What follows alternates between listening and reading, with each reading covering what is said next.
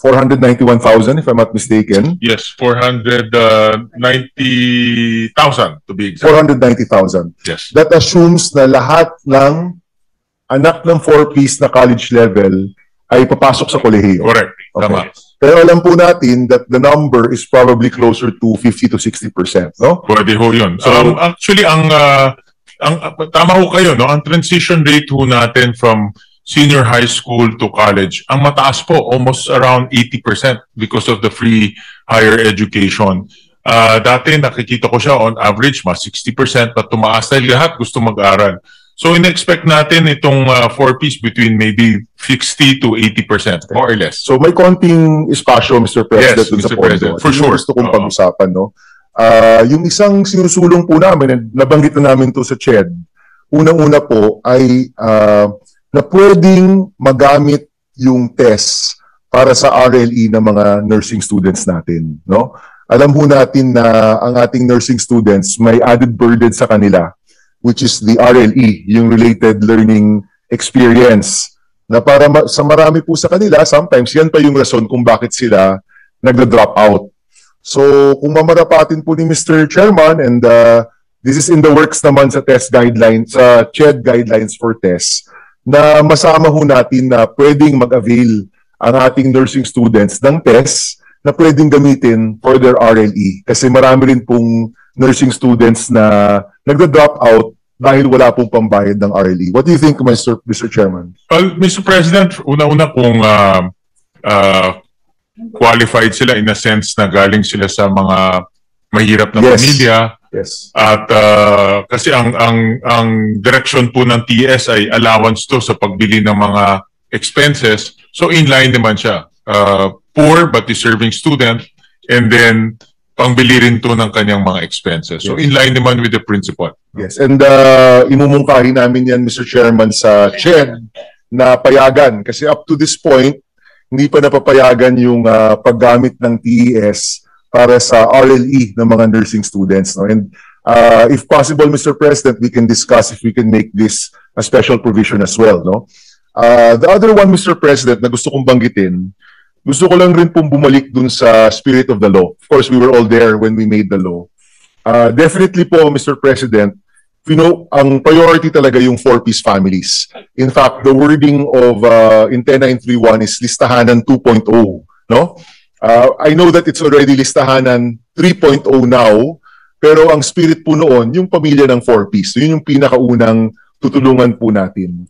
But during the deliberations, nabanggit rin na ang mga kabataan na wala naman sa 4-piece, pero nangangailangan pa rin, ay pwedeng matulungan. At ang sagot po noon ay depende sa budget, no? Kaya Mr. President, kaya natin hinihimay-himay, no? Kung magkano ba yung matitira, may matitira pa ba? And I know that the committee has already increased the test. Test plus TDP from the NEP was only 20.7 billion. Mula po sa GAB was 26.4, and the Senate version is already at 30.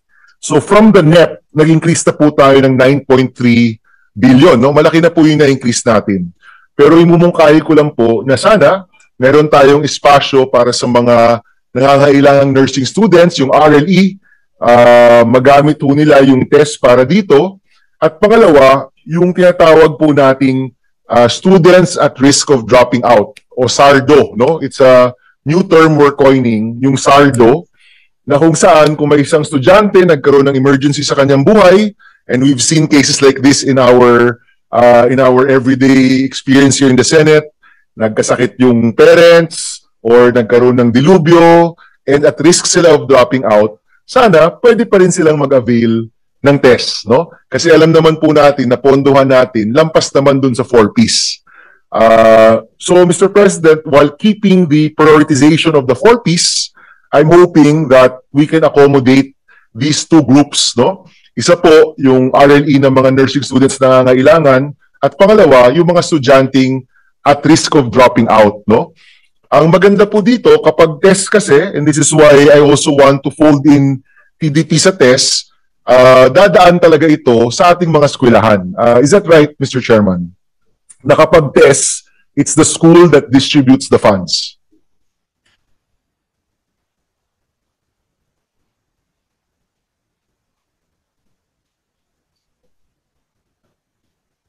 Ang current setup, meron pong diretsyo na sa students, meron ring dumadaan po sa school. Yung diretso po sa student, Mr. Chairman, is that the private schools? Or pati SUCs? Pati SUCs po. Bakit tayo dumidiretso, Mr. President? Why can't we pass it through the schools? Kasi kung ipapasok po through the schools, we're sure na totoong estudyante naka-enroll, and probably because may admission office sa mga SUC, alam rin nila kung talagang deserving yung bata o hindi. Well, isa sa mga, I remember talking about this during the budget hearing, para po mas mabilis kasi diretso na ho sa bata, and less handling po ng fund transfers. So yung mga regional offices ng CHED ang nag-handle po ng transfer straight to the student beneficiary. Would it be, may I solicit the opinion of the chairperson if all the tests were to pass, the ones for the public, not for the private, because I understand meron rin mga private schools, but actually all, both public and private, kung kailangan dumaan sa mga eskwelahan, yung distribution ng test, would that be a good idea or not, Mr. Chairman? May I get the opinion of our chairperson from CHED?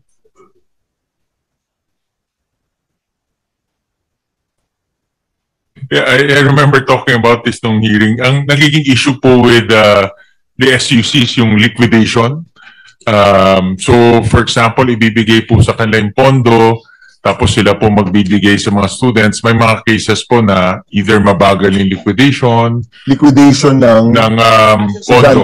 Kasi parang ina-advance po yan sa SUCs eh. And then from SUCs, ibibigay nila sa mga estudyante. So may mga cases, hindi naman lahat, no? May mga cases na mabagal po liquidation or kulang po yung mga documents. Mr. Chairman, wala namang liquidation yung estudyante sa eskwelahan, di ba? Wala naman, right? It's from the SUC to CHED. Yes, it's the SUC to CHED. Doon po ang nagkaroon ng issue. Sige, so, maybe Mr. Chairman, we can talk about this later. Kasi hindi mo ba, Mr. Chairman, kung dadaan to sa mga schools, masisigurado natin na lahat ng nabibigyan ay enrolled at lahat ng nabibigyan ay may student number at student ID number at sigurado tayong walang ghost na estudyante dahil galing sa mga eskwelahan, Mr. President? Kung maganda naman yung liquidation process ng SUC or ng school, okay naman ho yun. No? Meron din po kasing COA report, this is December 31, 2024, na may 20.1 billion pesos na unliquidated amount for test. Ito po ay hindi ho na liquidate ng mabuti ng mga schools, ng mga SUCs. So, pero hindi naman natin linalahat. May mga down there, Mr. Chairman. Ibig sabihin yan, yung mga listahan ng mga bata hindi nila nabigay sa CHED? I think may iba. I think yung mga SUCs, pag li-liquidate nila sa CHED, kulang-kulang yung mga documents, or minsan yung mga students, pag nagbibigay rin ng documents, kulang-kulang or kulang ng information. So may mga ganyan na cases po. Dr. Ronquillo is behind you, Mr. Chairman. May I solicit his opinion on the matter? Kung idadaan yung test sa mga eskwelahan, would that be a better check and balance or safeguard?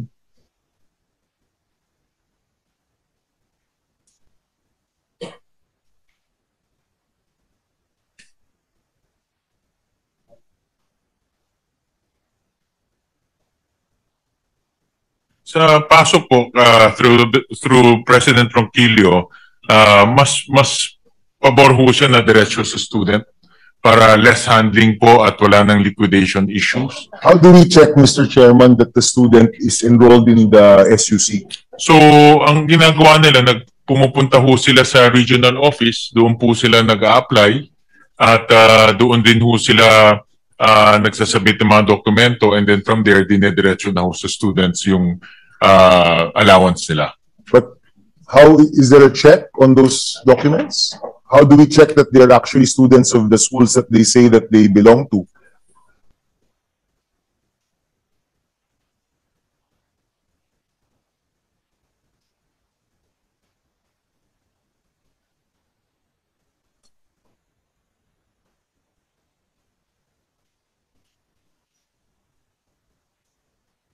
So meron ho silang portal ang CHED that is also linked to the SUCs, that's what I understand. And also pag nagbubukas yung student ng account sa Land Bank, pinapakita yung kanyang Student ID.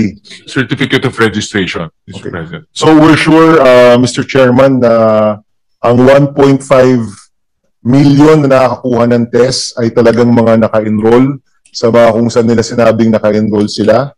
And we're sure that these are the right students to be supported and mabigyan ng allowance, Mr. Chairman. Yeah, Yung yes. idea lang naman na dadaan sa mga eskwelahan is really just a check and balance. Yeah. I get the point of His Honor to Senator Bam Aquino na kasi kanina pinag-uusapan natin mga ghost students silang sa DepEd. So we're also very cautious na baka may mga ganyan rin dahil we're talking about 1.5 million students. So I get the point of Senator Bam na at least pag sa SUC, alam mo, totoong estudyante yun, may warm bodies. But in fairness to CHED, nag-update na ho sila ng kanilang digitalization efforts. Meron na rin silang learner reference number. So yung mga bata, meron na rin mga unique number na natatrack down nila. No? Okay. So, and then malaki rin ang kanilang investment sa digitalization so that all of this can be done electronically. And is this list of 1.5 million students shared with the schools? Yes po. Yes. And do the schools publish Yes, this list?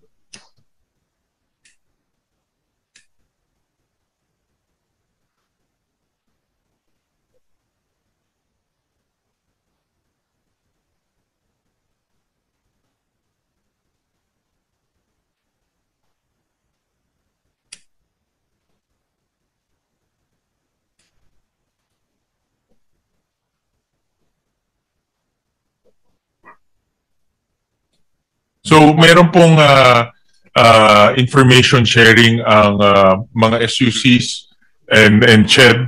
So yung master list binibigyan nila sa CHED para meron na pong hawak ang CHED ng mga master list of students. Would you be amenable, Mr. President, to include in the special provision that the test list will be published in all of the schools? So we have para may transparency. yes, may at least websites, schools in conspicuous places. All right, Yeah, that's a sige. very good idea para at least alam natin na totoong estudyante siya. Yes. So if the disbursement won't be through the schools, at least this list will be available. Yes. And the students themselves can check if these are indeed their classmates or not, di ba?